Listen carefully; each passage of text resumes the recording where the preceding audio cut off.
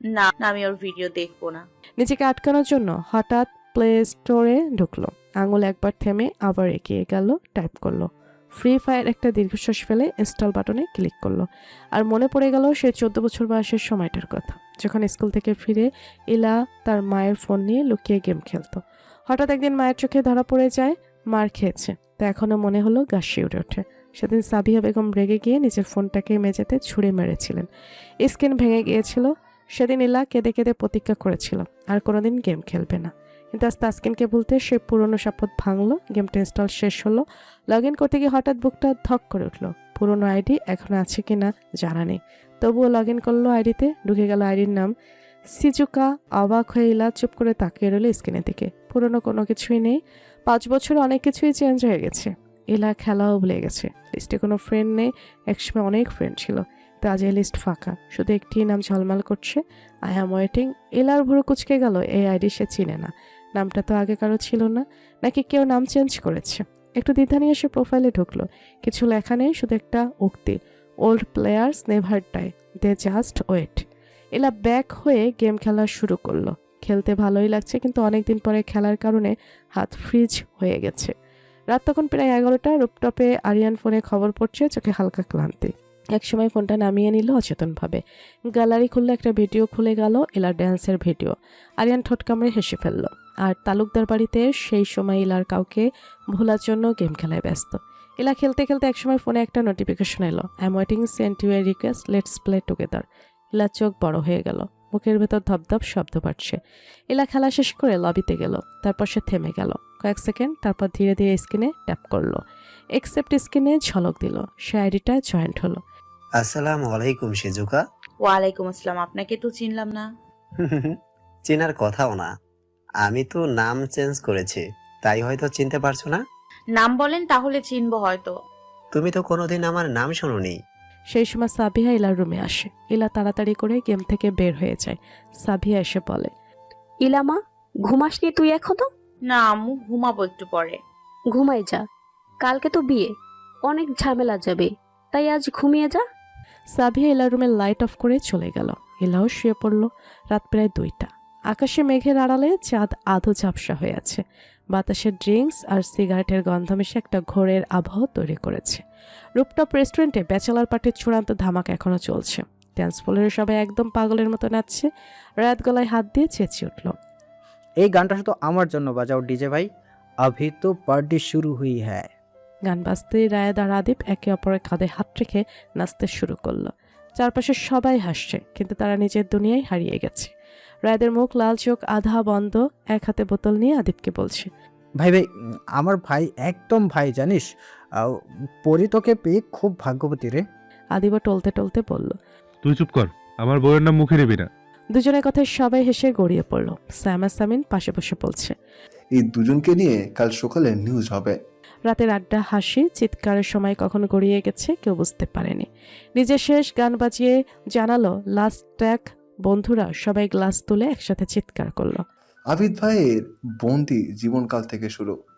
হাসি, চিৎকার আর অস্পষ্ট হইচইয়ের মাঝে পার্টি শেষ হলো। রাত 2:15 সবাই অবশেষে রেস্টুরেন্ট থেকে বের হলো। আরিয়ান গাড়ি চালিয়ে সবাইকে গাড়ি নিয়ে যাচ্ছে। রায়াদ, আদিপ পেছনের সিটে আধা ঘুমে টলছে। আরিয়ান সামনের সিটে বসে ড্রাইভ করছে, একদম ঠান্ডা মাথায়। চোখে সেই চীনা তীক্ষ্ণতা, ঠোঁটে হালকা হাসি। রায়েদ, একটু সোজা হয়ে বসো, পড়ে যাবে। না ভাই, আমি একদম ঠিক আছি। ঠিক মানে ঠিক না। বলে আবার হেলে পড়ল আদিপের দিকে। আরিয়ান মাথা নেড়ে হাসল। গাড়ি তালুকদার বাড়ির গেটের সামনে এসে থামল। রাতের সেই গভীর নিস্তব্ধতা ভেঙে শুধুই ঝিঝিপোকার শব্দ। দারোয়ান গেট খুলে দিল। আরিয়ান রাফি আর সায়েমকে বলল আদিপকে নিয়ে যেতে, আর আরিয়ান রায়াতকে বিয়ে তালুকদার বাড়ির মেইন গেটে আসলো। এসে দেখে দরজা লক করা। আরিয়ান একদম নিয়ে রায়াতকে সোজা করে দাঁড় করালো। রায়াত টলতে টলতে বলল, ভাই, আমরা কি টয়লেটের সামনে আছি? হিসু করা যাবে? রায়াদের কথা শুনে আরিয়ান ঠোঁট কামড়ে হাসলো। কলিং বেল টিপলো, টিং টং টিং টং। একটু পরে দরজা খুললো রফিকুল তালুকদার। ঘুমে চোখ আধা বন্ধ, মুখে কড়া ভাব। রাত 2টার সময় কে?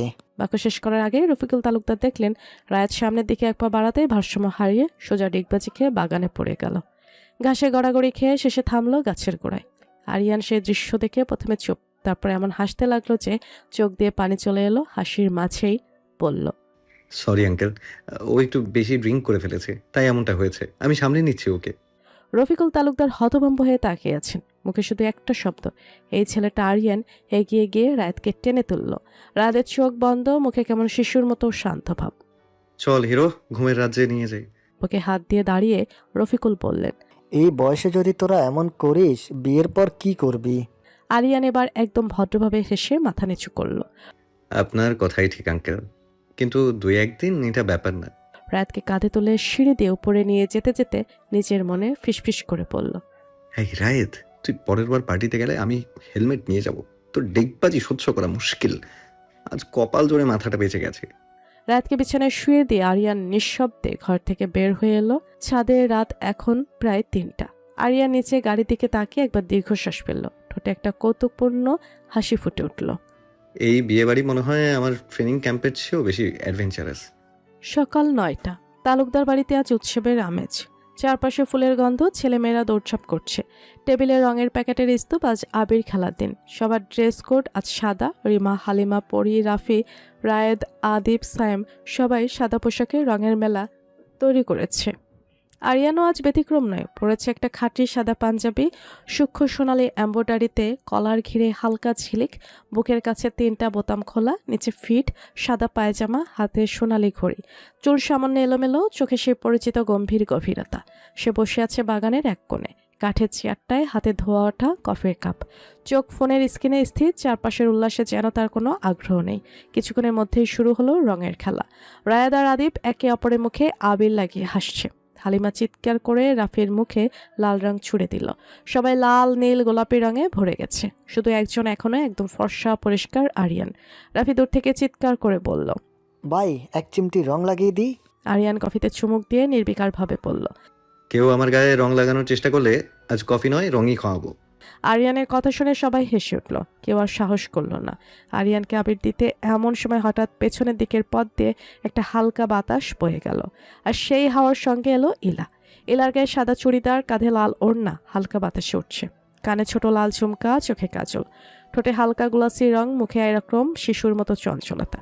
চুলগুলো খোলা রোদে চকচক করছে। ইলা এক মুহূর্ত সবকিছু পর্যবেক্ষণ করলো। সবাই মজা করছে, আরিয়ান একা বসে আছে, একদম রাজা মেজাজে। এলা ঠোঁটে হালকা এক চতুর হাসি ফুটে উঠল। চুপি চুপি পেছন দিক দিয়ে এগিয়ে গেল। আর ঠিক যখন আরিয়ান ফোনে চোখ রাখছিল, ইলা হঠাৎ করে এক মুঠো লাল আবির নিয়ে তার গালে ছুঁয়ে দিয়ে বলল, শুভ সকাল মিস্টার রাক্ষস। তারপর দৌড়ে পালিয়ে গেল। আরিয়ান এক মুহূর্তে স্থির হয়ে গেল, তারপর ধীর হাত তুলে গালে ছোঁয়ালো। সাদা ত্বকে এখন গাঢ় লাল রং, যেন কারো স্পর্শে রক্তিম আগুন লেগেছে। আরিয়ানের ঠোঁটে প্রথম এক চিলতে হাসি, তারপর নিচু স্বরে বলল, পশ্চাৎ মেয়ে, দেখাচ্ছি মজা কাকে বলে। পরের মুহূর্তে চেয়ার থেকে উঠে সে তেড়ে গেল ইলার পিছু। ইলা হাসতে হাসতে দৌড়াচ্ছে, সিঁড়ি বেয়ে ছাদে উঠছে, পেছনে দৌড়াচ্ছে। আরিয়ান চোখে এক অদ্ভুত তেজ আর আনন্দের ঝিলিক। ছাদে পৌঁছে ইলা এক কোণে গিয়ে হাঁপাতে লাগলো, চোখ বন্ধ করে ঠোঁট কামড়ে ভাবছে। আল্লাহ, এখন ধরা পড়লে শেষ। চোখ খুলতেই দেখে সামনের দেয়ালে হেলান দিয়ে দাঁড়িয়ে আছে আরিয়ান। চোখে সে গভীর দৃষ্টি, মুখে অর্ধেক হাসি অর্ধেক শাস্তি। ইলার বুক ধক ধক করছে। সে ভয়ে চোখ বন্ধ করে দুহাত জোর করলো। দেখুন প্লিজ, মারবেন না, এটা ডেয়ার ছিল। হালিমা স্টুপেডটা দিয়েছে, আমি চাইনি আপনাকে রং দিতে, প্লিজ রাগ করবেন না। আরিয়ান কয়েক মুহূর্ত চুপ করে তাকিয়ে রইল তার দিকে, তারপর ধীরে ধীরে এগিয়ে এলো। তার পদক্ষেপের শব্দ শুনে ইলার নিঃশ্বাস যেন বন্ধ হয়ে গেল। আরিয়ান একেবারে কাছে এসে দাঁড়ালো। তার কণ্ঠস্বর নিচু, গম্ভীর, কিন্তু অদ্ভুত মায়ায় ভরা। ডেয়ারটা তো শেষ হয়নি এখনো। কি মানে? আরিয়ান হালকা হেসে বলল, আবির কে দিয়েছে? আপনি। কিন্তু যে রংটা আমার গালে আছে সেটা ফেরত নেবেন না? এখন সেটা ফিরিয়ে দিচ্ছি। এরপর ধীরে ধীরে আরিয়ান হাত তুলল, ইলার গাল ছুঁয়ে আঙুলে জমে থাকা লাল আবিরটুকু তুলে ইলার গালে ছোঁয়ালো। দুজনের গাল এখন একই রঙে রাঙা। চোখে চোখ পড়ল, ইলার নিঃশ্বাস কেঁপে উঠল। ঠোঁট কাঁপছে, চোখে যেন রং নয়, একরকম অজানা ঝড়। আরিয়ান খুব নিচু স্বরে বলল, এখন তো রঙের হিসাব সমান হলো, তাই না? ইলা কিছু বলার আগেই আরিয়ান আরো একটু এগিয়ে এলো। তার গলায় ঝুলে থাকা লাল ওড়নার এক কোণ তুলে নিল হাতে, তারপরে নিজের গাল মুছে নিয়ে বলল, সাবধানে থাকবেন। এই লাল রং মানুষকে শুধু রাঙায় না, ভালোবাসতেও শেখায়। ইলা স্থির চোখের পলক ফেলতেও পারছে না। হাওয়ায় ওড়না উঠছে, আকাশে মেঘের ফাঁক দিয়ে রোদ এসে পড়েছে দুজনের মুখে। সে আলোয় তাদের গালে লাল রং ঝিলমিল করছে, যেন ভালোবাসার শুরুটা রঙের খেলায় লুকিয়েছিল এতদিন। আরিয়ান হালকা হেসে পেছনে এক কদম সরল, বলল, এবার নিচে যান, না হলে সবাই ভেবে নেবে আপনার উপর রঙের বদলা নিচ্ছি। ইলা ঠোঁটে একটা লজ্জা মেশানো হাসি নিয়ে নিচের দিকে দৌড়ে নামলো। আরিয়ান দাঁড়িয়ে রইল, ছাদে গালের রং ছুঁয়ে মৃদু কণ্ঠে বলল। ডিয়ানা, মনে হয় ডেঞ্জার ছিল। ইলা নিচে নেমে গেল। দূরে থেকে পরি আর হালিমা দেখছে। ইলা অন্য সাইডে চলে গেল। হালিমা ফিসফিস করে বলে, এই ডিয়ারটা আমি দিয়েছিলাম ঠিকই, কিন্তু রেজাল্ট এমন হবে ভাবিনি। দুপুর গড়িয়ে এসেছে তালুকদার বাড়ির উঠোনে। এখন একটু শান্ত পরিবেশ। সকালের রঙের উল্লাসের পর সবাই ক্লান্ত। বাথরুম থেকে ভেসে আসছে পানির শব্দ আর হাসির টুকরো টুকরো আওয়াজ। এলার হালিমা দুজনেই গোসল শেষ করে তোয়ালে দিয়ে চুল মুছছে। এলার লম্বা ভেজা চুলগুলা বেয়ে পিঠে পড়ছে, মুখে হালকা পানি টলমল করছে। হালিমা পাশে আয়নায় নিজের মুখে ময়শ্চার লাগাতে লাগাতে বলল, তাড়াতাড়ি চুল শোকা, দেরি হয়ে যাচ্ছে। তুই তো এমন ভাবে বলছিস যেন আজ পরীর বিয়ে না তোর বিয়ে। ঠিক তখনই দরজায় পরি এসে দাঁড়ালো। পরি বিরক্ত হয়ে বলল, তোদের এখনো হলো না? যাবি কখন? এই তো হয়ে গেছে, চল চল। তিনজন একসাথে বেরিয়ে পড়ল শহরের বাতাসে। এক অদ্ভুত উত্তেজনা। আজ বিয়ের দিন, আজ সব কিছু নতুন। পার্লারের দরজায় ঢুকতেই ভেতরের সুগন্ধে মন ভরে গেল। চুল শুকানোর হালকা শব্দ, নেল পালিশের গন্ধ, আলো ঝলমলে আয়নার শাড়ি। সবার আগে পরীকে রেডি করে দিল। পরি ইল্লা আর হালিমার সামনে এসে দাঁড়ালো। আজ পরীর রূপ যেন অন্য গ্রহের আলো। পরি পরেছে লাল আর সোনালি কাজের বেনারসি, মাথায় ভারী টিকলি, গাঢ় স্মোকি আই মেকআপ, ঠোঁটে ডিপ রেড লিপস্টিক, হাতে চুড়ির তার, গলায় সোনার নেকলেসের নিচে পড়ে আছে একটুখানি লজ্জা, মুখে এমন এক প্রশান্ত হাসি যেন সে জানে আজকের দিনটি শুধু তার। হালিমা তাকিয়ে চুপ হয়ে গেল। ইলা মৃদু গলায় বলল, তুই আজ সত্যি একদম রূপকথার বউ লাগছিস। এলার হালিমা দুজন পাশাপাশি বসলো। একজন মেকআপ আর্টিস্ট এসে জিজ্ঞেস করলো, আজকের ইভেন্ট বিয়ের, তাই না? এলা মাথা নেড়ে বলল, হ্যাঁ, আমরা বউয়ের বোন আর ফ্রেন্ড। তারপর শুরু হলো সাজের খেলা। এলার গায়ে আজ কালো রঙের অর্গানজা শাড়ি, সোনালি সুতোর সূক্ষ্ম কাজ, গলায় ছোট মুক্তোর চোকার, কানের লম্বা দুল, চুলগুলো হালকা ওয়েপ করে খুলে রাখা, চোখে হালকা কাজল, ঠোঁটে সফট নুট লিপস্টিক। তার মুখে একটা শান্ত কিন্তু তীব্র সৌন্দর্য, যেন কালো রংটা তার সত্তারই অংশ। হালিমা পরেছে গোলাপি রঙের সিল্ক শাড়ি, তাতে রূপালি পার। তার মেকআপটা একটু গোলই, চোখে হালকা গোলাপি শেড, ঠোঁটে হালকা পিস লিপস্টিক, চুলটা মাঝখানে সিতি করে নিচু বান। তার হাসিটাই তার মেকআপের সবচেয়ে সুন্দর অংশ, নিখাত মিষ্টি প্রাণবন্ত। পরে নিজের সাজে ড্রেসারদের চোখ ধাঁধিয়ে দিল বেনারসি ছিলে, চোখের কাজল, ঠোঁটে আত্মবিশ্বাসের লাল রং। সবাই তাকিয়ে রইল যেন একদিনের জন্য পুরো শহরের সৌন্দর্য সেদিন এই তিন মেয়ের মাঝে বন্দী হয়েছে। বিকেল হয়ে এসেছে। কমিউনিটি সেন্টারের বাইরে গাড়ির ভিড়, ফ্লোরাল গেটের নিচে অতিথিদের ঢল। এলা, হালিমা আর পরি গাড়ি থেকে নামলো। তিনজনের উপস্থিতিতেই যেন হাওয়ার গন্ধ বদলে গেল। ভেতরে ঢুকেই দেখা গেল সবাই ব্যস্ত। কেউ গিফট নিচ্ছে, কেউ সেলফি তুলছে, কেউ গানের তালে নাচছে। মঞ্চের পাশে দাঁড়িয়ে পরি মৃদু হেসে বলল, তোমরা একটু চারিদিকে ঘুরে এসো, আমি মেকআপ ঠিক করে আসছি। ইলার হালিমা তখন হলে ঢুকে চারপাশে তাকালো। মৃদু আলোয় এক কোণে দেখা গেল রায়াদ আছে ব্ল্যাক স্যুটে, হ্যান্ডসাম মুখে সেই ফিল্মি হাসি।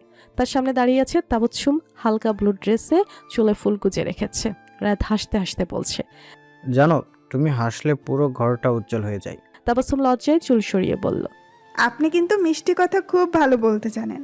এ দৃশ্য দেখে হালিমার ভুরু কুঁচকে গেল। সে মনের মধ্যে বলল, এই ছেলে ভালো হবে না, একটু সিরিয়াস না, ফ্ল্যাটিং করে বেড়ায় সারাক্ষণ। ইলা ঠোঁট কামড়ে হেসে বলল, চল আমরা অন্যদিকে যাই। দুজন ঘুরে চলে যাচ্ছিল, ঠিক তখনই রায়াত হঠাৎ ঘাড় ঘুরিয়ে হালিমাকে দেখে ফেলল। আর সেই মুহূর্তে তার মুখের হাসি থেমে গেল। গোলাপি রঙের শাড়িতে হালিমাকে দেখে সে এক মুহূর্তে স্থির হয়ে গেল, যেন সময় থেমে গেছে। তার চোখে অবাক দৃষ্টি, কানে ছোট দুল, ঠোঁটে মৃদু হাসি, সব মিলিয়ে এক অন্যরকম জাদু। তাবসুম কিছু বলছিল, কিন্তু রায়াদের কানে যাচ্ছিল না। রায়াদ হঠাৎ বলল, এক্সকিউজ মি, আমি একটু আসছি। তাবসুম অবাক হয়ে তাকিয়ে রইল।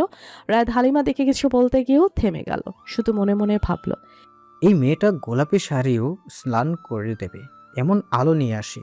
ভিতরের সবাই তখন অপেক্ষায় আছে, কখন বর আসবে, কখন বর আসবে।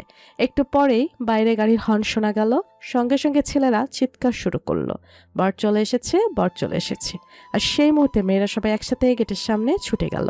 ইলা, হালিমা, রায়েদ, তাবাসসুম, তানহা, নেহা, রিমা সবাই মিলে একেবারে গেট বন্ধ করে দাঁড়ালো। সবার হাতে রঙিন বোর্ড, তাতে লেখা নানা ফানি ক্যাপশন। তোমার হালু হাওয়া ফ্রি না ভাই? গেট খুলবে না, আগে ক্যাশ দেখাও। বউয়ের বান্ধবীরা ট্যাক্স ছাড়া গেট খুলবে না। ক্যাশ দাও, তারপর প্রেমের ক্যাশব্যাক নাও। বরের ভেতরে ঢুকতে হলে ঘুষ দিতে হবে। দুলাভাই 1 লক্ষে ডিল না দিলে গেট সিল। গেটের ওপাশে আদিব দাঁড়িয়ে আছে, অফ হোয়াইট শেরানি, ঠোঁটে আত্মবিশ্বাসী হাসি। আচ্ছা, কত টাকা লাগবে গেট খুলতে? বেশি না ভাইয়া, 1 লক্ষ টাকাই দেবেন। 1 লক্ষ একটু কমানো যায় না নাকি? ইলা, হালিমা, রিমা, নেহা, তানহা একসাথে বলল। না না না, 1 টাকাও কমানো যাবে না। তোর তো ছেলে পক্ষের, তাহলে ওই পাশে কেন? আজ আমরা বউ পক্ষের স্পেশাল গেস্ট। চারদিকে হাসির রোল পড়ে গেল। ঠিক তখন করিমউদ্দিন তালুকদার গেটের কাছে সে কড়া গলায় বললেন, এইসব কি হচ্ছে? তাড়াতাড়ি গেট ছাড়ো, বরকে দাঁড় করিয়ে রাখলে হবে না। ইলা চোখ বড় বড় করে বলল, আমাদের দাবি না মানলে গেটেই থাকবেন। রফিকুল তালুকদার একটু রাগ করে ইলাকে বললেন, ইলা, এখন এসব করার সময় না, সবাই দেখছে। ইলা ঠোঁট কামড়ে চুপ করে দাঁড়ালো। আদিব হাসতে হাসতে পকেট থেকে একটা প্যাকেট বের করলো। এই নাও, তোদের ডিল ফাইনাল, এবার গেট খোলো। টাকা হাতে পেয়ে হালিমা মিষ্টি হেসে বলল। ঠিক আছে দুলা ভাই, আপনি এখন ভিআইপি এন্ট্রি পাবেন। সে এক গ্লাস শরবত এগিয়ে দিয়ে বলল, এই নিন, গেট ওপেন সেরেমনি শরবত। আদিব শরবত খেলো, তারপর হাসতে হাসতে ফিতা কাটলো, আর সবার তালে উল্লাসে গেট খুলে গেল। আদিব ভেতরে ঢুকলো, পাশে বন্ধু বান্ধব ভাইরা, সবাই সবার মুখে হাসি, ফুলের ঝড়ের মতো পরিবেশ। সবাইকে ছাপিয়ে একদম শেষে ধীরে ধীরে প্রবেশ করলো আরিয়ান। আস্তার লুকে এমন এক পরিমিত সৌন্দর্য যে চোখ সরানো তাই। আরিয়ান পরেছে কালো রঙের শেরওয়ানি, গলায় হালকা রেশমি দোপাট্টা ঝুলছে, পায়ে চকচকে কালো জুতো, চুলগুলো ব্যাকব্রাশ করে রাখা, ফেসে একরাশ পরিণত পুরুষের আকর্ষণ, চোখে সেই ঠান্ডা দৃষ্টি, কিন্তু আজ একটু অন্যরকম, যেন কোথাও একটুখানি আগুন আছে। ভেতরে ঢোকার সময় তার চোখ পড়ল ইলার উপর। ইলা সাইডে দাঁড়িয়ে আছে, কালো শাড়ি, মুখে হালকা মেকআপ, চোখে নীরবতা। তাদের চোখ এক মুহূর্তের জন্য মিলল, কেউ কিছু বলল না, কিন্তু বাতাস যেন ভারী হয়ে গেল। আরিয়ান চোখ সরিয়ে নিল, যেন কিছুই হয়নি, এমন ভান করে সোজা ভেতরে চলে গেল। ইলা শুধু নিচের দিকে তাকিয়ে রইল। কিছুক্ষণের মধ্যেই সবাই বিয়ের মঞ্চে বসে পড়ল। মোল্লা সাহেব এসে বসলেন। মোল্লা সাহেব বিয়ে পড়ানো শুরু করলো। বিসমিল্লাহির রহমানির রহিম। আজকে এই সুন্দর উপক্ষণে উপস্থিত সবার সম্মুখে আমি বর মোহাম্মদ আবিদ খান এবং কনে মিস পরি তালুকদার এর নিকাহ পড়াচ্ছি। আপনি কি সম্মতি দিলেন এই কনেকে নিকাহ করতে? 3 বার উচ্চারণ করলো।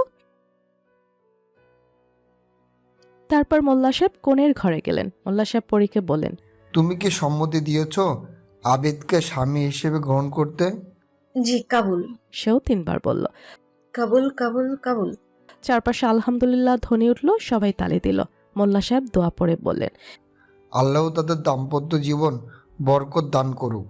বিয়ে শেষে সবাই মিষ্টি মুখ করছে, কেউ ছবি তোলায় ব্যস্ত, কেউ হাসি ঠাট্টায় ব্যস্ত, সব মিলিয়ে একটা পরিপূর্ণ অনুষ্ঠান। রাত প্রায় 12টা ছুঁই, সবাই গাড়িতে করে বাড়ির পথে। এলা জানালার বাইরে তাকিয়ে আছে, আলো ঝলমলের শহরটা ধীরে ধীরে অন্ধকারে হারিয়ে যাচ্ছে, আর তার বুকের ভেতর অদ্ভুত একটা নীরবতা। রাত তখন প্রায় 12:30, বাইরে পূর্ণিমার আলো উঠেছে, বাতাসে হালকা গোলাপের ঘ্রাণ মিশে আছে। তালুকদার বাড়ির গেস্ট হাউসে সাজানো হয়েছে বাসর ঘরটা, সাদা গোলাপি পর্দা, ফুলের মালা, মোমবাতির মৃদু আলো, আর বিছানায় গোলাপ পাপড়ি ছড়ানো মিষ্টি সাজ।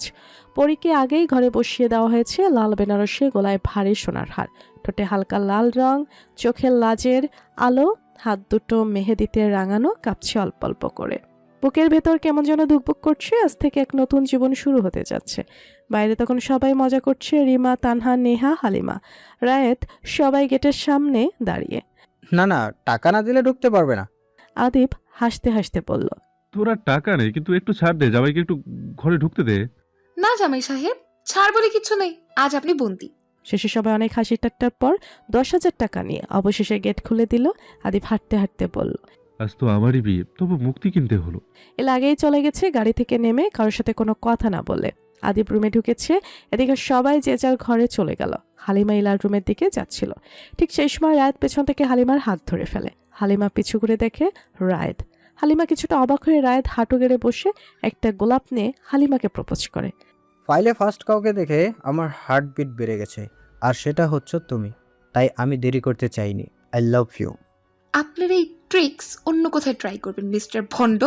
আমি কোনোদিন আপনাকে ভালোবাসবো না, আর না আপনি আমার ভালোবাসার যোগ্য। হালিমার কোনো কথা না বলে চলে গেল। রায়েত বসা থেকে উঠে দাঁড়িয়ে থাকলো, কোনো কথা বলল না। আদিপ ঘরে ঢুকেই দরজা হালকা বন্ধ করে দিল। ঘরের নিস্তব্ধতা, শুধু মোমবাতির ঝিকিমিকি আলো, পরীর ঘোমটা ঢাকা মুখ আর বাতাসে কাঁচা ফুলের গন্ধ। আদিপ কিছুক্ষণ চুপচাপ দাঁড়িয়ে রইল, তারপর ধীরে ধীরে বলল, এতক্ষণ সবাই কথা বললো, হাসলো, মজা করলো, এখন কেবল তুমি আর আমি।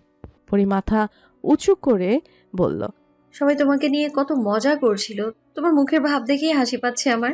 আদিপ একটু এগিয়ে এলো, মুস্কি হেসে বলল। আর তুমি, তোমার হাসিটা তো সব হাসির রাজা হতে পারতো। পরে তাকালো একবার, চোখে ভয়, লজ্জা আর ভালোবাসার মিশেল। আদিপ ধীরে ধীরে তার ঘোমটা সরিয়ে দিল। মোমবাতির আলোয় পরীর মুখটা যেন আরো উজ্জ্বল হয়ে উঠল। গোলাপের পাপড়ির মতো ঠোঁট, নরম গাল, চোখে চিকচিক করা পানি।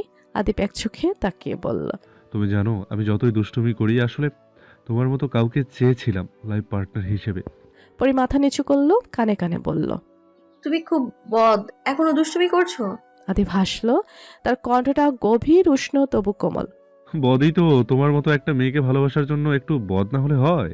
তারপর ধীরে ধীরে পরীর হাতটা ধরলো, আঙুলের মেহেদির নকশার দিকে তাকিয়ে বলল, এই হাতটা এখন থেকে শুধু আমার হবে, আমি রাখবো, আগলে রাখবো, তোমার হাসির কারণ হব। পরী চোখ তুলে তাকালো, চোখে লাজের ঝিলিক, দুজনের চোখে চোখ পড়ল। সময় যেন থেমে গেল মুহূর্তের জন্য। বাইরে আতশবাজির আওয়াজ, ভেতরে নিস্তব্ধতা। আদিপ ধীরে ধীরে পরীর গালে হাত রাখলো, কপাল একটা নরম চুমু দিল। মোমবাতির আলো হালকা নেচে উঠল, তারপর শুধু মিষ্টি নিঃশ্বাসের শব্দ। রাতটা ভরে গেল ভালোবাসার গন্ধে। রাত তখন প্রায় একটা চুই চুই। বাইরে বৃষ্টি থেমে গেছে, জানালা দিয়ে আসা ঠান্ডা বাতাসে পর্দা দুলছে। ইলা একা বসে আছে নিজের রুমে। হালিমা ঘুমিয়ে পড়েছে। ইলার মাথা ভরা চিন্তা। আজকে সারাদিনের সব শব্দ, হাসি, সাজসজ্জা শেষে যেন বুকটা ভারী হয়ে আছে। সবাই ঘুমিয়ে পড়েছে, কিন্তু ইলার চোখে ঘুম নেই। মনটা কোথাও হারিয়ে গেছে। তাসকিনের কথা, পুরনো দিন, ছোটবেলার সেই হাসি। তবু আজ সে নিজেকে প্রতিজ্ঞা করেছে আর চোখের জল ফেলবে না। মন অন্যদিকে নিতে আবার ফোনটা হাতে তুলে গেমে ঢুকলো। ফ্রি ফায়ার স্ক্রিনে লগ ইন হতেই পুরনো নামটা জ্বলে উঠল। সিজুকা গেমটা অনেক দিন বাদে খেলছে। সার্ভারে ঢুকতে আশ্চর্য হয়ে গেল, একটা পুরনো আইডি, অনলাইনে নবিতা, এই নামটা আগে থেকে ওর ফ্রেন্ড লিস্টে আছে। ঠিক তখনই একটা ইনভাইটেশন পপ আপ করলো স্ক্রিনে, Nobita to play match with you. ইলার চোখ কেঁপে উঠল, ঠোঁটের কোণে হালকা হাসি ফুটে উঠল। সে অ্যাকসেপ্ট বাটনে চাপ দিল। লবিতে ঢুকতেই একটা কণ্ঠ ভেসে এলো, তুমি চিনতে পারোনি তাই না? ইলা কেঁপে উঠল। সেই কণ্ঠটা কেমন যেন পরিচিত লাগছে। সে একটু থেমে বলল, এইটা নবিতা ভাইয়ার। তুমি সেই নবিতা ভাইয়া? ওপাশ থেকে মৃদু হাসির আওয়াজ, হ্যাঁ সেজুকা, আমি নবিতা। তুমি কাল আমাকে চিনতে পারোনি, তাই আমি নাম বদলে আগের নাম দিয়ে দিয়েছি। ইলা কিছুক্ষণ চুপ করে রইল, গলার ভেতর দিয়ে শুধু একটা দীর্ঘশ্বাস বেরিয়ে এলো। তুমি এখনো সেই গেম খেলো? তুমি এই গেমটা ছেড়ে গেছো? তাই আমি থাকলেও তেমন খেলি না, কিন্তু প্রতিদিন একবার করে গেমে ঢুকি। আর তখন ইলার মনে পড়ল 5 বছর আগে সেই দিনগুলো। ফ্ল্যাশব্যাক 5 বছর আগে। তখন ইলা ক্লাস 8-এ পড়ে। নতুন নতুন ফোন হাতে পেয়েছে। তার মায়েরা সেই ফোনে আবিষ্কার করেছে এক নতুন জগৎ, গেমের দুনিয়া। প্রথম একা একাই ক্লাসিক ম্যাচ খেলতো। হাত কাঁপতো, গুলি ঠিকঠাক চলতো না, মাঝে মাঝেই মারা যেত। একদিন হঠাৎই র্যান্ডাম স্কোয়াডে ঢুকে যায় 3 জন অচেনা প্লেয়ার। একজনের নাম ছিল নবিতা, অন্যজনের নাম ছিল জুরো আর তানিশা। গেম শুরু হতেই নবিতা বাকি দুজনের সাথে কথা বলা শুরু করলো। এলা মাইক্রোফোন অফ রেখে দিয়েছিল, কোনো কথা বলেনি। কিছুক্ষণ পরে নবিতাকে এনিমি মেরে দেয়। নবিতা রিভাইভ দিতে বলে, কিন্তু বাকি দুজনের কাছে টোকেন ছিল না। এই যে সেজুকা, তোমার কাছে টোকেন থাকলে রিভাইভ দাও।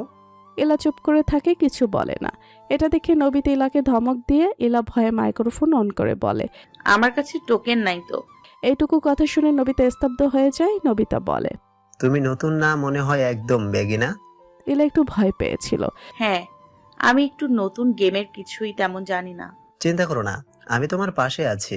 সে গেমটা হেরে গেলেও ইলার মন ভরে গেছিল। প্রথমবার কারোর সাথে খেলতে খেলতে এমন মজা লেগেছিল। তারপর থেকে প্রতিদিনই নবিতা ইনভাইট পাঠাতো, ইলাও রেগুলার অনলাইন আসতো। দুজনের মধ্যে এক অদ্ভুত বন্ধুত্ব গড়ে উঠল। নবিতা কখনো গেমে কভার দিত, কখনো রিভাইভ করত, আবার কখনো বলতো, ইনা আজকের মিশন তুমি লিড করবা। সেই দিনগুলোতে ইলা হাসতো। অনেক জীবনের ছোট কষ্টগুলো গেমের মধ্যেই হারিয়ে যেত। মাঝে মাঝে ওরা দুজন কাস্টম ম্যাচ খেলতো, আর নবিতা বলতো, তুমি ভালো প্লেয়ার হবা, শুধু প্র্যাকটিস করো। ইলার রাগ উঠলে নবিতা কাস্টম খেলতো, সবসময় মরে যেত আর ইলার রাগ ভেঙে যেত। কিন্তু কখনো কেউ কারো নাম জিজ্ঞেস করেনি। কিন্তু হঠাৎ করে একদিন ইলার মা ফোন ভেঙে ফেললেন। গেম খেলার জন্য মা রাগ করছিলেন খুব। সেদিন কান্নায় ভেঙে পড়েছিল ইলা। মারও খেতে হয়েছিল ইলাকে অনেক। তারপর থেকে আর গেম খেলেনি, আর নবিতার সাথে যোগাযোগও বন্ধ হয়ে যায়। বর্তমান ইলার চোখে জল চলে আসে। সে হেসে বলল, তুমি এত বছর পরেও এই গেমে আছো, আমি ভাবতেও পারিনি। তুমি ফিরবে জানতাম, তাই নাম বদলে রেখেছিলাম। I am waiting. ইলা হাসলো, চোখের কোণ ভিজে উঠল। তুমি তাহলে সত্যি অপেক্ষা করেছিলে? সারা গেমটা একদম ফাঁকা লাগতো, আজ মনে হচ্ছে পুরনো দিনগুলো আবার ফিরে এসেছে। ইলা চুপচাপ স্ক্রিনের দিকে তাকিয়ে রইল। গেমে ঢুকেছে ঠিকই, কিন্তু মনে হচ্ছে ফিরে এসেছে সেই কিশোর বয়সের দিনগুলোই, যখন জীবনের সবচেয়ে সুন্দর বন্ধুত্ব গড়ে উঠেছিল একটা ভার্চুয়াল স্কোয়াডে। রাতটা গভীর হতে থাকলো, গেমের আওয়াজ, তাদের হাসি আর স্মৃতির ঢেউ সব মিলিয়ে আবার নতুন এক গল্পের শুরু হলো। রাতভর ইলা আর নবিতা গেম খেললো, কথা বলল। ভোর 5টা বাজে। ইলার ঘুম পাচ্ছে, তাই ইলা ঘুমানোর জন্য বিদায় নিচ্ছিল। নবিতা বলল, সিজুকা, আবার হারিয়ে যাবে না তো? না, এখন আর আমাকে আটকানোর কেউ নেই, তাই আর হারাবো না। ইলা গেম থেকে বের হয়ে কিছুক্ষণ চিন্তা করলো। আমি এই ছেলের সাথে এতদিন ধরে খেলি, এখনো নাম জানলাম না। কে এই নবিতা? থাক, কালকে জেনে নিব। তারপর ইলা ঘুমিয়ে গেল। সকাল 8টা, জানালার ফাঁক দিয়ে নরম আলো ঢুকছে, বাইরে পাখির কলরব। ইলা তখনও গভীর ঘুমে বিছানার পাশে ফোনটা পড়ে আছে। রাতভর ফ্রি ফায়ার খেলতে গিয়ে ক্লান্ত হয়ে পড়েছিল। হঠাৎই থাপ্পড়, একটা ভারী শব্দে ঘুম ভেঙে গেল। ইলার মুখে হাত চেপে ধরল, ব্যথায় চোখ খুলে দেখলো সামনে দাঁড়িয়ে সাবিহা বেগম, চোখ লাল, মুখে তীব্র রাগ আর কষ্টের ছাপ। আম্মু, মারছো কেন? আমি কি করেছি? সাবিহা বেগম গর্জে উঠলেন, কি করছিস? জিজ্ঞেস করছিস? নষ্টা মেয়ে, তুই জানিস না তুই কি করেছিস? ইলা হতভম্ব হয়ে গেল সাবিহা বেগমের কথা শুনে। আম্মু, আমি তো কিছুই করিনি। তুই এটা দেখ। ইলার কাপা হাতে ফোনটা ধরিয়ে দিলেন তিনি। স্ক্রিনে চলছে একটা ভিডিও। ছাদের আলো, এক মেয়ে আর এক ছেলেকে দেখা যাচ্ছে। ছেলেটা মেয়ের মুখ নিজের দিকে টেনে নিচ্ছে। দুজনের মাঝে ভয়ানক কাছাকাছি এক দূরত্ব। তারপর ছেলেটা মেয়েটাকে কিস করা শুরু করে। দুজনেই রোমান্টিকভাবে দাঁড়িয়ে আছে, আর সে মেয়েটা ঠিক ইলা। ইলার মুখ শুকিয়ে গেল, চোখ বড় বড় হয়ে গেল, ঠোঁট কাঁপছে। তার কণ্ঠে হতাশা, ভয়, অবিশ্বাস সব মিশে গেল একসাথে। না, এটা আমি না, আমি না। কিন্তু সাবিয়া বেগম এক চিলতে তীক্ষ্ণ দৃষ্টিতে তাকিয়ে রইলেন। তুই না হলে এই মুখ, এই পোশাক, এই ছাদ সব একরকম কেন? তুই আমার মেয়ে হয়ে এমন কাজ করলি ইলা? ইলার বুকের ভেতরটা হিম হয়ে গেল। ছেলেটার মুখ ভিডিওতে ব্লার করা, তবুও বোঝা যাচ্ছে না কে। তবে সেটিংটা স্পষ্ট, তাদের বাড়ির ছাদ আর ড্রেস সেম আরিয়ান আর ইলার মতো। ইলার মনে আতঙ্ক ছড়িয়ে গেল। আম্মু, আমি সত্যি করে বলছি, এটা আমি না। কেউ ভিডিও বানিয়েছে, এডিট করেছে। সাবিহার আগে চেঁচিয়ে উঠলেন, ইডিয়েট! সবাই এখন তো এটাই বলে, পুরো বাড়ি এখন এই ভিডিও দেখছে। তুই যা করেছিস এখন আর লুকানো যাবে না। ইলার পায়ের নিচ থেকে যেন মাটি সরে গেল। সে দৌড়ে দরজার বাইরে গেল। বাড়ির করিডোরে দাঁড়িয়ে আত্মীয় স্বজন, কাজিন, করিমউদ্দিন তালুকদার, এমনকি রফিকুল তালুকদার পর্যন্ত সবাই চোখে ঘৃণা, তাচ্ছিল্য আর ফিসফিসানি। এই তো সেই মেয়ে ছাদে এমন কাজ করছে। ছেলেটার মুখ ব্লার, কিন্তু মেয়েটা তো স্পষ্ট এই মেয়েই ছিল। ইলার কানে পাচ্ছে সেই ছিছি ছিছি শব্দগুলো। প্রত্যেকটা যেন তার বুকের ভেতর ছুরি হয়ে ঢুকছে। সে কাপা গলায় বলল, এটা কেউ ষড়যন্ত্র করে বানিয়েছে। কেউ বিশ্বাস করলো না। সাবিহা বেগম চেঁচিয়ে বললেন, তুই এখন মুখ বন্ধ রাখ, যতক্ষণ না আমি জানতে পারি তোর সাথে এই ছেলে কে আর এই ভিডিও কে করেছে, ততক্ষণ তুই কারো সামনে মুখ দেখাবি না। ইলা হাঁটতে হাঁটতে নিজের রুমে ঢুকে দরজা বন্ধ করে দিল। চোখে পানি এসে গেল, হাত কাঁপছে, বুক ধরফর করছে। সে নিজের ফোন খুলল, কিন্তু তার ফোনে ভিডিওটা নেই। কেউ এটা বানিয়েছে, কিন্তু কে? তার মানে ভেসে উঠল আরিয়ানের মুখ। হঠাৎ সন্দেহ জেগে উঠল, কিন্তু পরক্ষণে মাথা নাড়িয়ে ফিসফিস করে বলল, না, আরিয়ান এমন করতে পারে না। সে তো আমার সাথেই ছিল। তবুও প্রশ্নের উত্তর মেলে না। কিভাবে, কে এমন ফুটেজ তৈরি করলো? কেন ছাদে এমন দৃশ্য যেটা তাদের মধ্যে কখনো ঘটেনি? সকাল 8:30 বাড়ি জুড়ে হইচই, চিৎকার, কান্নার আওয়াজ। পুরো পরিবেশ যেন ভেঙে পড়েছে। কেউ নিচের ড্রয়িং রুমে ছুটে যাচ্ছে, কেউ আবার ভিডিও দেখে অবাক হয়ে নিজের মধ্যে ফিসফিস করছে। বিশ্বাস হয় না ইলা এমন কিছু করবে। ঢাকায় কি লেখাপড়া করতে যায় নাকি এইসব শিখতে যায়? এই বিশৃঙ্খলার মাঝে উপরের ঘরে আরিয়ান তখন আদৌ ঘুমিয়ে রাতে বিয়ের অনুষ্ঠান শেষে ঘুমিয়েছিল। তো এখন ক্লান্ত শরীরটা ঠিকমতো সাড়া দিচ্ছে না, কিন্তু নিচের কোলাহল এত জোরে উঠেছে যে ঘুম আর ধরে না। চোখ খুলে চুল এলোমেলোভাবে বিছানা থেকে উঠে বসে আরিয়ান চোখে ঘুম মুখে ক্লান্তির ছাপ গলা ভেজা কণ্ঠে বলল, রায়েত কি হয়েছে? নিচে এত চিল্লাচিল্লি কেন? রাত দরজার পাশে দাঁড়িয়ে মুখটা কেমন গম্ভীর, হাতে ফোন। সে ধীরে ধীরে ফোনটা বাড়িয়ে দেয় আরিয়ানকে। নিজে দেখে নাও কি হয়েছে। আরিয়ান ফোনটা নিয়ে স্ক্রিনে চোখ রাখতেই তার বুকটা ধপ করে নেমে গেল। ভিডিও চলছে তাদের উপর, ইলা পাশে দাঁড়িয়ে একটা ছেলে, আর সেটা নিজেই আরিয়ান। তারপর হঠাৎ করেই দেখা গেল আরিয়ান ইলাকে কিস করছে। পেছনে স্লো মিউজিক অ্যাঙ্গেল এমনভাবে কাটা যে মনে হচ্ছে দুজনেই রোমান্টিক মুহূর্তে হারিয়ে গেছে। আরিয়ান হঠাৎ উঠে দাঁড়ালো, চোখ বড় বড়। এটা কিভাবে সম্ভব? রায়েত, আমি তো এমন কিছু করি নাই ভাই। এই ভিডিওটা ফেক। এটা কেউ ইচ্ছে করে বানিয়েছে। আমি জানি তুমি এমন কিছু করনি। আমি তোমার থেকেও ভালো চিনি ইলাকে। ও কখনো এমন কিছু করতে পারে না, কিন্তু সবাই তা বুঝবে না। বাড়ির বড়রা এখন নিচে বসে আছে, ইলাকে মারছে, জিজ্ঞেস করছে সাথে ছেলেটা কে ছিল। আরিয়ান যেন এক মুহূর্ত বসে থাকতে পারছে না। তার বুক ধকধক করছে, মুখের রং পাল্টে গেছে। এই কথা শুনেই সে তড়িঘড়ি নিচে ছুটে গেল। নিচে নামতেই যে দৃশ্যটা দেখলো আরিয়ান, সেটা তার চোখে সহ্য করার মতো না। এলা কোনায় মেঝেতে বসে আছে, চুল এলোমেলো, গালে হাতের আঙুলের ছাপ, চোখে পানি। সাবিয়া বেগম চিৎকার করে বলছে, তুই কার সাথে এই তামাশা করেছিস?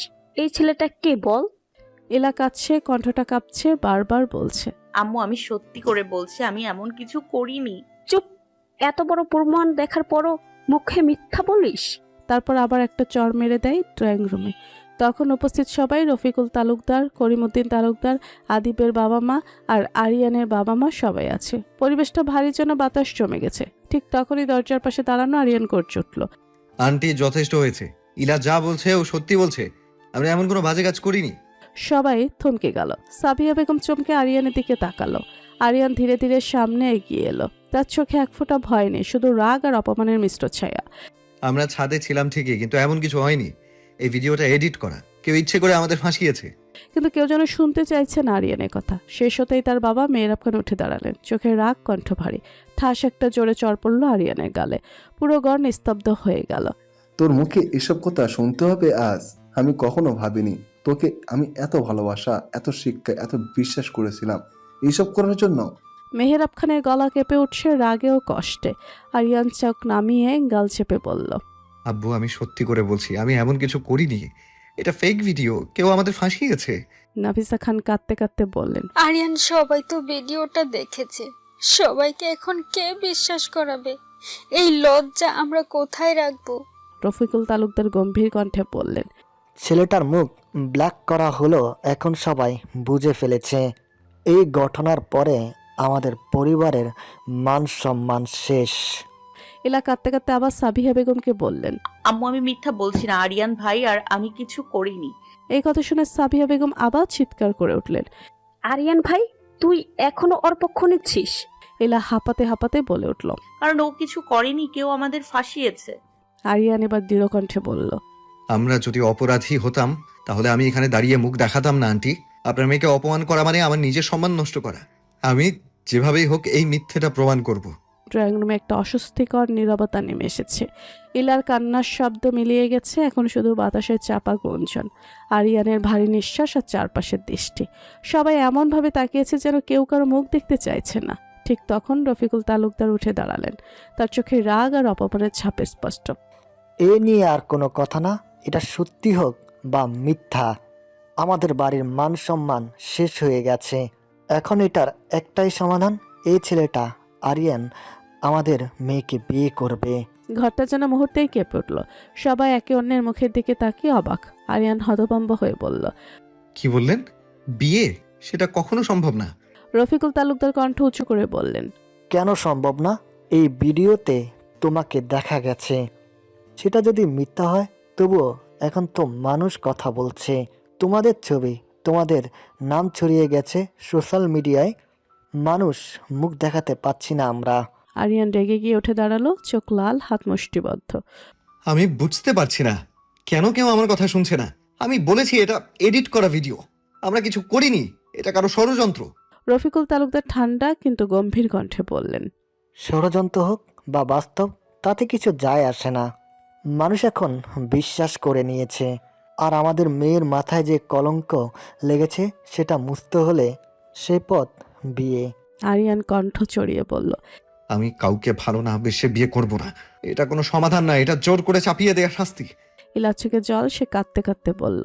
আমি কিছু করিনি আম্মু, বড় বাবা মেজো বাবা, বিশ্বাস করো এগুলো মিথ্যা, আমি বিয়ে করতে চাই না। সাবিহা বেগম তীব্র গলায় বললেন। তুই কি চাস সেটা কেউ জিজ্ঞেস করছে না। তুই যা করেছিস তার শাস্তি তোকে পেতেই হবে। তোর জন্য তোর বাবার লোক লজ্জায় কারোর সামনে আসছে না। আরিয়ান চিৎকার করে বলল। শাস্তি? কোন অপরাধের শাস্তি দেবে না আমাদের আন্টি? যেটা আমরা করিনি তার শাস্তি? হঠাৎ মেহরাব খান আরিয়ানের বাবা ধীরে ধীরে উঠে দাঁড়ালেন। তার গলায় গর্জন, চোখে এক ধরনের কঠোরতা। আর কোনো কথা না, এই বিয়ে হবে, আজই হবে। আমার কোনো আপত্তি নেই ইলাকে আমার ছেলের বউ হিসেবে মেনে নিতে। এই কথা শুনে পুরো ঘর নিস্তব্ধ হয়ে গেল। সবাই হতবাক হয়ে তাকিয়েছে মেহরাব খানের দিকে। নাফিসা খান চোখ মুছতে মুছতে মাথা নিচু করলেন। রফিকুল তালুকদার মুখে সামান্য স্বস্তির ছায়া, কিন্তু আরিয়ান যেন ভেতর থেকে ভেঙে পড়ল। সে হঠাৎ করে চিৎকার করে উঠল। না বউ, তুমি এমনটা করতে পারো না। আমাকে একটা সুযোগ দাও প্রমাণ করার জন্য যে আমি নির্দোষ। আমার আর ইলার মধ্যে কোনো সম্পর্কই নেই। মেহরাব খান গর্জে উঠলেন। চুপ কর আরিয়ান, তুই এখন একটা কথা বলবি না। তুই যদি সত্যি আমার ছেলে হোস তাহলে এখনই চুপচাপ এই বিয়েতে রাজি হবি। আরিয়ান হতাশ হয়ে তার বাবার দিকে তাকিয়ে বলে। আব্বু, মাত্র একদিন সময় দিন। একদিন আমি প্রমাণ করে দেবো এই ভিডিওটা ফেক। এই ভিডিওর আসল উৎস আমি বের করে আনবো। মেহরাব খান জোরে টেবিলে হাত মেরে উঠলেন। কোনো সময় নয়, তুই এখন এমন অবস্থায় কিছু বলার যোগ্যতা হারিয়ে ফেলেছিস। আমার মাথা নিচু হয়ে গেছে। মানুষ মুখে আঙ্গুল দিচ্ছে আমার ছেলের নামে। তুই যদি আমার ছেলে হোস তাহলে চুপচাপ বিয়ে করবে আজই। আরিয়ান কিছুক্ষণ চুপ করে দাঁড়িয়ে রইল। তার চোখে রাগ, কষ্ট, অপমান সব একসাথে মিশে গেছে। তারপর গলা ভারী করে বলল। আপনারা সবাই আমাকে অপরাধী বানিয়ে ফেলেছেন প্রমাণ ছাড়াই। ঠিক আছে, যদি বিয়ে আপনাদের কাছে মান সম্মানের প্রশ্ন হয় তাহলে সেই মান সম্মান বাঁচানোর জন্য আমি জাহান্নামেও যেতে পারি। কিন্তু মনে রাখবেন, একদিন আমি প্রমাণ করব আমি দোষী না, আমি নির্দোষ। এই বলে আরিয়ান ঘর থেকে বেরিয়ে গেল। চারপাশে সবাই স্তব্ধ হয়ে তাকিয়ে আছে। ইলার চোখে তখন শুধু কান্না, বুকের ভেতরটা একটা ভয় যে বিয়েটা হতে যাচ্ছে সেটা ভালোবাসার নয়, বরং এক অদ্ভুত অন্ধ অস্থিরতার ফলাফল। রফিকুল তালুকদার বললেন। সব প্রস্তুতি করো, আজ সন্ধ্যায় বিয়ে হবে। সাবিহা বেগম ভেতরে চলে গেল, গলায় কাঁপন। এই মেয়েটা আমাদের মুখ কালো করে দিয়েছে। ইলা একা বসে আছে কোণের সোফায়, চোখে অশ্রু আর মনে মনে বলছে। আমি জানি আমরা নির্দোষ আরিয়ান, কিন্তু এখন কে আমাদের বিশ্বাস করবে? বিকেল তখন প্রায় 5টা। পুরো বাড়িটা যেন হঠাৎ করে কোনো শবযাত্রার মতো নীরব হয়ে গেছে। সকালে সেই কান্না চিৎকার এখন ঠান্ডা হয়ে গিয়েছে, তবে বাতাসে এখনো ভাসছে অপমান, ঘৃণা আর অনিশ্চয়তার ভারী গন্ধ। ইলার রুমের দরজা আধ খোলা। ভেতরে সে বসে আছে আয়নার সামনে, চোখের নিচে ফোলা, ঠোঁট শুকিয়ে গেছে। বিছানার কোণে রাখা লাল শাড়িটা যেন ওর বুকের উপর পাহাড় হয়ে বসে আছে, যেটা আজ বিয়ের পোশাক। যে বিয়েতে নেই কোনো হাসি, নেই কোনো স্বপ্ন, শুধু দোষের দায় মুছে ফেলার নাম বিয়ে। হালিমা দরজার পাশে এসে থেমে বলল। ইলা, নিচে সবাই প্রস্তুতি নিচ্ছে, তোকে তৈরি হতে বলছে। ইলা চুপ করে আয়নার দিকে তাকিয়ে থাকে। তুই কাঁদিস না ইলা, আল্লাহ জানে তুই কিছুই করিসনি। ইলা নিঃশব্দে বলে উঠল। আল্লাহ জানে, কিন্তু আম্মু তো বিশ্বাস করে না হালিমা। আমি সত্যি বলেছি, তবু এই সমাজে মৃত্যুকে বেশি পছন্দ করে। ইলা গলার স্বরটা কেঁপে উঠল, চোখের কোণে ভিজে উঠল। অন্যদিকে নিচে বসার ঘরে আরিয়ান দাঁড়িয়ে আছে কালো পাঞ্জাবিতে, চোখ লাল, মুখ শক্ত, হাত দুটো মুঠো করে চেপে রেখেছে। রায়াত পাশে দাঁড়িয়ে বলল। ভাই, এখনই কি পারো না শেষবারের মতো কিছু করতে? অন্তত লাস্ট চেষ্টা করতে, তদন্ত মানুষ সত্যিটা জানবে। আরিয়ান গম্ভীর গলায় উত্তর দিল। এখন কেউ শুনবে না রায়েদ। আমি প্রমাণ করতে চাইলে সবাই চুপ হয়ে যায়, কিন্তু মান সম্মানের নামের দোহাই দিয়ে সবাই চায় আমার মুখ বন্ধ করতে। একটা দীর্ঘশ্বাস ফেলে আরিয়ান আবার বলল। জানো, আমি আজ বিয়ে করছি শুধু আমার বাবার কথা রাখার জন্য। এখানে কোনো ভালোবাসা নেই। রায়াত কিছু বলতে যাচ্ছিল, তখনই মেহরাব খান এসে বললেন। সময় শেষ, সবকিছু প্রস্তুত। আরিয়ান, আমি চাই আজ কোনো ঝামেলা না হোক। আরিয়ান মাথা নিচু করলো, কিন্তু তার চোখে তীব্র জেদ, এই জেদ যেন প্রতিজ্ঞা করছে। আমি একদিন সত্যটা প্রমাণ করব। সন্ধ্যা 7টা, নীরব বিয়ের আয়োজন। মেঝেতে সাদা চাদর পাতা, চারপাশে কয়েকজন আত্মীয় নিঃশব্দে বসে আছে। বাতাস ভারী, কেউ হাসছে না, কেউ ছবি তুলছে না। মাওলানা কোরআনের আয়াত পড়ছেন, আর দুপাশে বসে আছে দুটো ভাঙা মন। এলা চোখে জল, মুখ ফ্যাকাশে, আর আরিয়ান মুখ নিচু করে বসে আছে। দুজনের মাঝখানে কাঁচা ফুল দিয়ে সাজানো এক প্রাচীর, যেখানে ভালোবাসার বদলে কেবল অপমানের প্রতিধ্বনি। বর তাসকিন আরিয়ান খান, আপনি কি রাজি আছেন এই বিয়েতে? আরিয়ান চোখ তুলে একবার ইলার দিকে তাকালো, হাতের মুঠি শক্ত করে কোনো মতে নিচু কণ্ঠে বলল। রাজি আছি। সবাই আলহামদুলিল্লাহ পড়ল। ইলার বুকটা কেঁপে উঠল। মাওলানা ইলার পাশে এসে বসলো। কনে তালুকদার, আপনি কি রাজি আছেন? ইলা কিছু বলছে না, চুপ করে বসে আছে। 1 মিনিট, 2 মিনিট, 3 মিনিট। হঠাৎ ইলা উঠে দাঁড়ালো। আমি একটু ওয়াশরুমে যাব। ইলা উঠে চলে গেল ওয়াশরুমে। 5 মিনিটের বেশি হচ্ছে, ইলা এখন আসছে না। 10 মিনিট হয়ে গেল, তবুও আসছে না। সাবিয়া, হালিমা আর পরীকে পাঠালো। 20 মিনিটও কেউ আসলো না দেখে বাড়ির বাকি লোকজন চলে গেল। ইলা পালিয়েছে এটা ভাবে আরিয়ান অনেক খুশি হলো মনে মনে। ইলাকে অনেক ধন্যবাদও দিল এভাবে পালানোর জন্য। আর বাকি সবাই ওয়াশরুমের দরজা গিয়ে দরজা ধাক্কাচ্ছে। ইলা তো দরজা খুলছে না। রফিকুল তালুকদার এসে জোরে জোরে দরজা ধাক্কাচ্ছে। ইলার কোনো সারা শব্দ নেই। শেষে আরিয়ান, আদিব সবাই আসলো।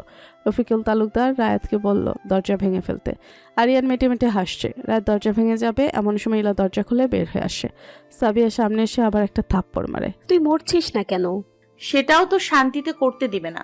সাবিয়া টেনে হিস্ট্রি ইলাকে নিয়ে গেল। সবাই গেল। মাওলানা আবার ইলাকে বলল, ইলা তালুকদার, তুমি কি রাজি আছো?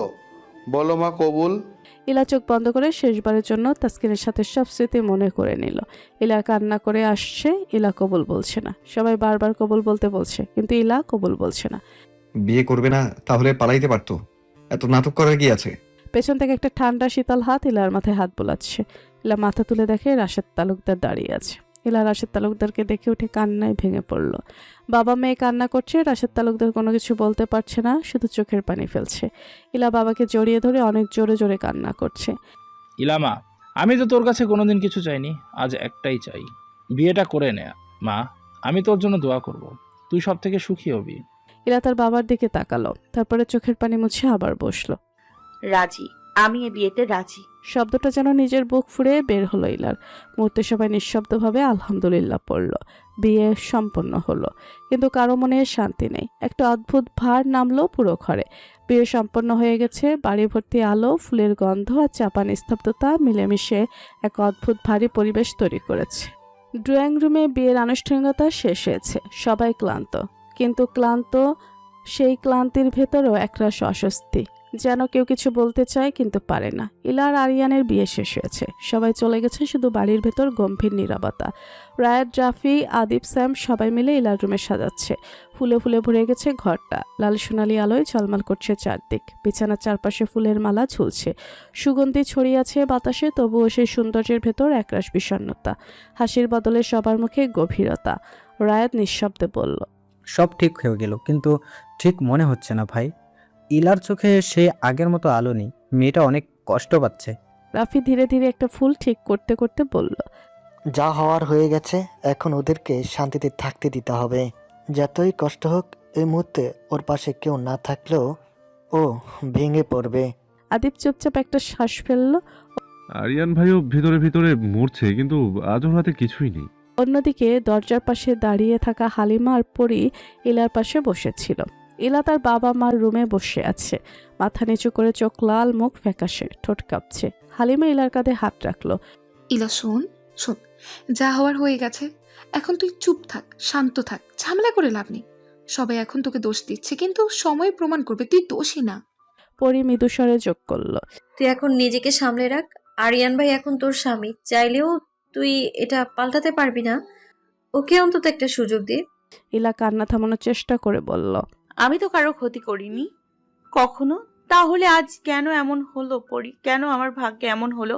হালিমা মুখ ফিরিয়ে বলল, সব প্রশ্নের উত্তর এখন হয়তো সময় দিতে পারবে, আপাতত তুই একটু বিশ্রাম নে। অন্যদিকে নিচে ড্রয়িং রুমে বসে আছে রাশেদ তালুকদার, মুখ ভেজা, চোখ লাল, বুক কাঁপছে। তিনি নিজের মেয়েকে হারানোর যন্ত্রণা বুঝতে পারছেন, যেন বিশ্বাস করতে পারছেন না যে এই রাতটা সত্যিই সব স্বপ্নের মতো লাগছে। তিনি মেহরাব খানের দিকে তাকিয়ে ভাঙা গলায় বললেন, তাই আমার মেয়েটা এমন না, বিশ্বাস করেন। আমি ভেবেছিলাম ওর জীবনটা সুন্দর হবে, কিন্তু আজ সব শেষ। আমার মেয়ে কেমন শাস্তি পেল, এমন এক অপরাধের শাস্তি যাও করেনি। মেহরাব খান চুপচাপ বসে আছেন, তার মুখেও ক্লান্তি, কিন্তু ভেতরে ভেতরে অন্য আগুন জ্বলছে। তিনি ধীরে ধীরে বললেন, রাশেদ ভাই, আমি জানি আমার আরিয়ান এমন কিছু করতে পারে না। আমার ছেলে যেমনই হোক, ওর চোখে আমি কোনো অসভ্যতা দেখিনি কখনো। আমি বুঝি ওর ভেতরে কেমন আগুন জ্বলে।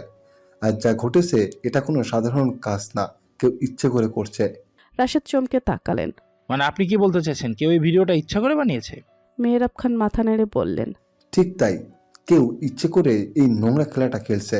আমার আরিয়ান এমন কাজ কখনোই করতে পারে না, আমি তার বাবা হয়ে বলছি। রাশেদের চোখে জল চলে এলো। তিনি কাপা গলায় বললেন, তাহলে এখন আমরা কি করব?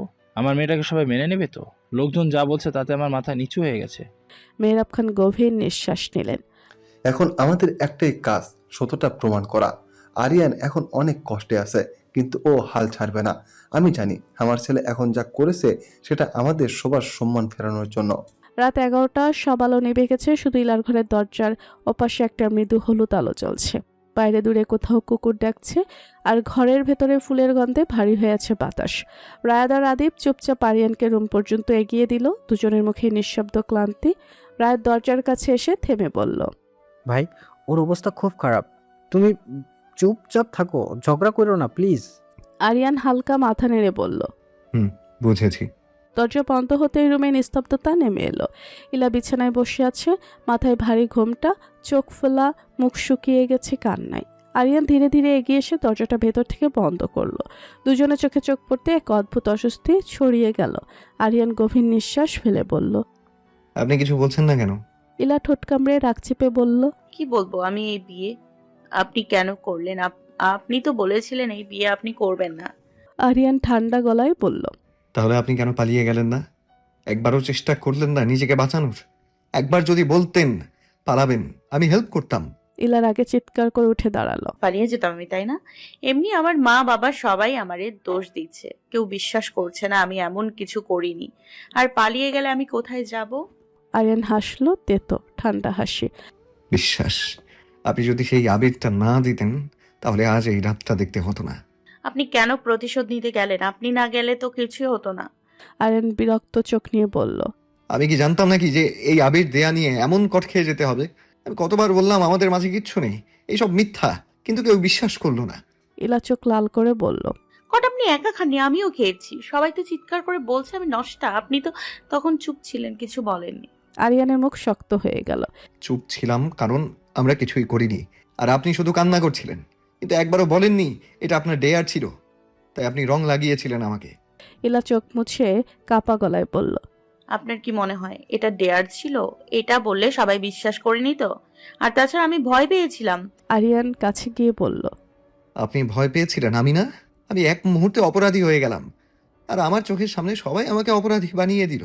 ইলা মাথা ঘুরিয়ে বলল, আপনার জন্যই আমার জীবন শেষ হয়ে গেল। আমি আজ এমন এক বিয়েতে বাধা পড়েছি যা আমি চাইনি। আরিয়ান ঠান্ডা কণ্ঠে বলল, আমারও জীবন শেষ হয়ে গেল। আমিও চাইনি আপনার মতো একটা খচ্চর মেয়েকে বিয়ে করতে। আজ শুধু আমি আমার বাবার জন্য এখানে দাঁড়িয়ে আছি। এই বিয়ে না করলে আমার বাবার মান সম্মান শেষ হয়ে যেত। তিনি যে কথা দিয়েছে সেটা রাখতে পারতো না, আমি সেটা হতে দিতে পারিনি। ইলা তিক্ত হেসে বলল, আপনি আপনার বাবার মান সম্মান বাঁচাতে গিয়ে আপনি আমার জীবনটাকেই বন্দি করে দিলেন। আরিয়ান এবার কাছে গিয়ে রাগে বলল, তাহলে আমি চলে যাই এখনই, দরজা খুলে। আপনি তখন সবাইকে বলতে পারেন আপনি এই বিয়ে মানেন না আর আমার সাথে থাকতে চান না। সবাই শুনে যদি আপনার কথায় সম্মতি দেয়, আমি তাহলে আপনার জীবন থেকে সরে যাব। হঠাৎ ইলা চুপ হয়ে গেল। চোখে জল এসে থেমে রইল। ঠোঁট কাঁপছে। কিছুক্ষণ পর আসতে বলল, আপনি যাবেন না প্লিজ? আরিয়ান অবাক হয়ে তাকালো। কেন? ইলা ফিসফিস করে বলল, আমার বাবা চায় আমি বিয়ে করে ভালো থাকি। আমার বাবার শেষ চাওয়া আমার কাছে এটা, তাই আমি চেষ্টা করব আপনার সাথে মানিয়ে নেওয়ার। আরিয়ান ধীরে ধীরে ইলার সামনে এসে দাঁড়ালো। তার চোখে ক্লান্তি, তবে একরাশ কোমলতা। ভয় পাবেন না ইলা, আমি আপনার কাছে কখনো স্বামীর অধিকার চাইতে আসবো না। আমার লাইফে অন্য কেউ আছে যাকে আমি অনেক ভালোবাসতাম, কিন্তু এখনো ভুলতে পারিনি। এখন আপনি শান্তিতে ঘুমান, আমি সোফাতে ঘুমিয়ে পড়বো। ইলা চোখ নামিয়ে নিঃশব্দে বসে পড়ল। বাইরে ঝড়ের মতো বাতাস বইছে। ভেতরে দুটো মন তোলপাড় করছে। একই ছাদের নিচে দুজন মানুষ। একজন বিশ্বাসের জন্য লড়ছে, অন্যজন ভয় আর অপমানের ভেতর বেঁচে থাকার চেষ্টা করছে। আপনি বেডে ঘুমান, আমি নিচে শুয়ে পড়ছি। সমস্যা নেই, আমি যে কোনো জায়গায় ঘুমাতে অভ্যস্ত। আর আজকে রাতটাই, কালকে আমরা চলে যাব। ইলার বুক কেঁপে উঠল। কালকে চলে যাবে চিরতরে বাড়ি ছেড়ে। এখন থেকে আসবে অতিথিদের মতো। রাতটা লম্বা, ভারী আর নিঃশব্দ। আর সেই নিঃশব্দের ভেতরেই তাদের সম্পর্কের প্রথম ফাটল, আবার প্রথম সেতুও তৈরি হলো। ইলা ফজরের নামাজ শেষ করে সে শান্তভাবে জানালার পাশে বসে আছে। কখন বেলা হয়েছে সেটা খেয়াল নেই। দূরের গাছের পাতাগুলো দুলছে, কিন্তু তার মনে কোনো নড়াচড়া নেই। চোখের নিচে কালো দাগ, ঠোঁটে শুকনো ফাটল, মাথায় ঘোমটা, যদিও আজ আর বিয়ের সাজ নেই। কেবল একটা সাদা সালোয়ার কামিজে ঢাকা এক নিঃশব্দ ক্লান্ত মুখ। দরজায় হালকা টোকা পড়ল। হালিমা ঢুকে বলল, ইলা, নাস্তা রেডি, নিচে সবাই বসেছে। ইলা ধীরে ধীরে উঠল, আয়নায় নিজের দিকে শেষবার তাকালো। মুখে কোনো অভিব্যক্তি নেই, শুধু নিঃশব্দ একটা শূন্যতা। হালিমা আরিয়ানকেও ডেকে নিচে নিয়ে চলে গেল। ডাইনিং টেবিলে বসে আছে সবাই, কিন্তু নিঃশব্দ, কেউ কারো দিকে তাকাচ্ছে না। চায়ের কাপ থেকে ধোঁয়া উঠছে, কিন্তু পরিবেশে ঠান্ডা জমে আছে। মেহরাব খান গম্ভীর গলায় বললেন, বিয়েটা হয়ে গেছে, এখন আর কষ্ট করে লাভ নেই। ওদের সামনে অনেক পথ। আমি চাই সবাই বিয়েটা মেনে নিয়ে ওদের জন্য দোয়া করুক। রাশেদ চুপচাপ মাথা নেড়ে বললেন, হ্যাঁ ভাই, আল্লাহ ওদের ভালো রাখুক। তাদের চোখে অদ্ভুত এক বেদনা। আরিয়ান একবারও ইলার দিকে তাকায়নি, চা নেড়ে নেড়ে নিচু স্বরে বলল, আব্বু আজ আমাদের ফিরতে হবে। সবাই থমকে গেল। মেহরাব খান বুড়ো কুচকে তাকালেন। রাশেদ তালুকদার, সাবিয়া সবাই অবাক হয়ে তাকিয়ে আছে। আজই কেন? আর কয়টা দিন থেকে যাও। এখন বিয়ের পরের দিন সবাই এমনি অনেক ক্লান্ত, সবাই কিছুটা বিশ্রাম নিক। আরিয়ান ঠান্ডা গলায় বলল, না, সময় নষ্ট করে লাভ নেই। আমার এখানে দম বন্ধ হয়ে আসছে। আজ রাতের ট্রেনে ফিরে যাব। এই প্রথম ইলা মুখ তুলল। চোখে এক মুহূর্তের জন্য ভয় আর কষ্ট চলকে উঠল। ও কিছু বলতে গিয়েও চুপ করে গেল। রাশেদ তালুকদার ভারী কণ্ঠে বললেন, বাবা, অন্তত আজকের দিনটা থেকে যাও না, মেয়েটা তো আমার। আরিয়ান রাশেদ তালুকদারের দিকে তাকিয়ে কড়া গলায় বলল, না, আজ রাতেই ফিরতে হবে। তারপর একটু থেমে একরকম জোর করে স্বাভাবিক গলায় বলল, চিন্তা করবেন না, ইলাকে ওর হোস্টেলে নিয়ে রেখে আসবো আমি। ঘরটা এক মুহূর্তে নিস্তব্ধ হয়ে গেল। চায়ের কাপের টুং শব্দটাও ভারী লাগছে। সাবিয়া বেগম হঠাৎ মুখ ঘুরিয়ে ফেললেন। চোখে জমে থাকা জল লুকাতে পারলেন না। বাবা, বিয়েটা যেভাবেই হোক, কিন্তু তুমি আমার মেয়েকে মেনে নাও নি, হোস্টেলে রেখে আসবা, এটা কেমন কথা? রাশেদ ধীরে ধীরে বললেন, তুমি ওরে নিয়ে যাও বাবা, তোমাদের বাড়ি, কিন্তু খেয়াল রাখো, মেয়েটা এখন অনেক ভেঙে গেছে, একা কিছু বুঝতে পারবে না। আরিয়ান মাথা নিচু করে বলল, জি, আমি ওর খেয়াল রাখবো। আমি ওকে অবশ্যই বাড়ি নিয়ে যাব, কিন্তু কিছুদিন পরে। এখন আমার একটা কাজ আছে। হুট করে আব্বু আম্মুর সাথে নতুন বউ গেলে গ্রামের লোকজন অনেক কথা বলবে, সেটা আমি চাই না। কিন্তু সেই কণ্ঠে ছিল না কোনো উষ্ণতা, ছিল শুধু দায়িত্বের ভার। ইলা চুপচাপ নিজের নাস্তার প্লেটটা সরিয়ে রাখলো। চোখের কোণ ভিজে গেছে, কিন্তু সে চুপ। ওর মনে একটাই শব্দ বাজছে,